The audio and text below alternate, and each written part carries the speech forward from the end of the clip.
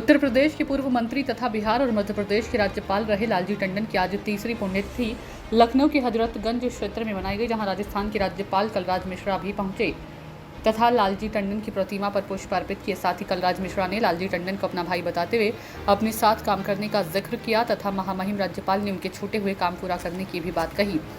स्वर्गीय लालजी टंडन जी हम सब सभी लोगों से प्रार्थना है, साथ में काम करने वाले लोग थे, सबको स्थान देते हुए मेरे बड़े भाई के रूप में थे। छोड़ते हुए एक एक करके जाइए, हमारे बीच में नहीं ना होने पाए। हमारे बीच में यहाँ आकर राजस्थान के उनके प्रति परम आदरणीय स्मृतियाँ जागृत हो रही हैं। साथ में रहने के कारण, काम करने के कारण काफ़ी चीज़ें स्मरण में हैं।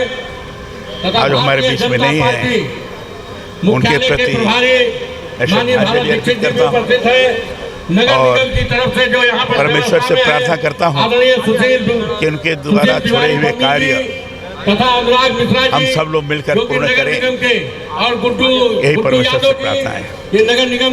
वहीं प्रदेश के उप मुख्यमंत्री ब्रजेश पाठक ने भी लालजी टंडन की प्रतिमा पर पुष्प अर्पित किए। ब्रजेश पाठक ने कहा कि लालजी टंडन का पूरा जीवन प्रदेशवासियों व उनके कार्यकर्ताओं के लिए समर्पित रहा। आज पूज्य लालजी टंडन जी की पुण्यतिथि है। हम सब कार्यकर्ता उन्हें नमन कर रहे हैं, श्रद्धा सुमन अर्पित कर रहे हैं। उनका पूरा जीवन प्रदेशवासियों के लिए समर्पित रहा। लखनऊ की महापौर सुषमा खरकवाल भी लालजी टंडन को श्रद्धा सुमन अर्पित करने पहुंची। पार्टी के वरिष्ठ नेता थे और लखनऊ के लोकप्रिय थे।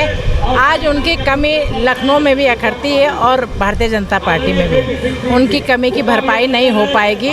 और हम लोगों ने तो बहुत कम उम्र से उनके साथ काम किया है और ऐसा नहीं लगता था कि हम एक राजनेता से बात कर रहे हैं, ऐसा लगता था कि हम अपने अभिभावक से बात कर रहे हैं। उनको मैं पूरे लखनऊ, पूरे पार्षदों की तरफ से भावभीनी श्रद्धांजलि अर्पित करती हूँ।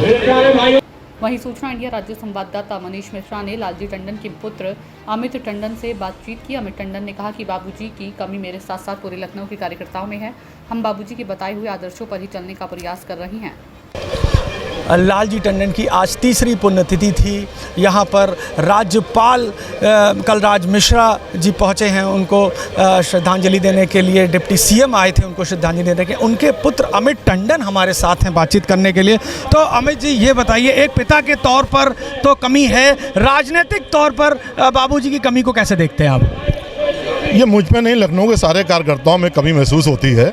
जितने कार्यकर्ताओं के हित बाबूजी सोचते थे, हमें नहीं लगता है इससे पहले कोई भी मंत्री, विधायक, सांसद किसी कार्यकर्ताओं के लिए किसी हद तक चला जाना और किसी भी हद तक किसी ऑफिसरों को, अधिकारियों को डांट देना, समझा देना कि भाई ये हमारा कार्यकर्ता है, इसका काम होना जरूरी है। एक उनमें बाबूजी में सारे कार्यकर्ता अपने पिता का, अपने भाई का और अपने घर के मुखिया का रूप देखते थे। ये मैं देखता हूँ अभी भी कि आपके पास संगठन में कोई पद नहीं है, पार्टी में कोई पद नहीं, लेकिन फिर भी आप 9 नंबर पर बैठकर लोगों की समस्याएं सुनते हैं। तो ये प्रेरणा कहाँ से मिलती है? ये सिर्फ बाबूजी की प्रेरणा है और जो एक परंपरा बाबूजी ने चाली रखी थी कि कार्यकर्ता आए वहाँ बैठे, चाय पिए, मठरी खाएँ और गपचड़ा करके चले जाएं, तो वो परंपरा मैं निभाने की कोशिश कर रहा हूँ। तो ये थे अमित टंडन, जिन्होंने बताया कि बाबूजी ने जिस तरह लोगों को जोड़ने का काम किया है, उनकी मदद करने का काम किया है। अमित टंडन भी लोगों की इसी तरह से समस्याएं सुनते हैं और लोगों की मदद अपने निजी आवास पर करते हैं।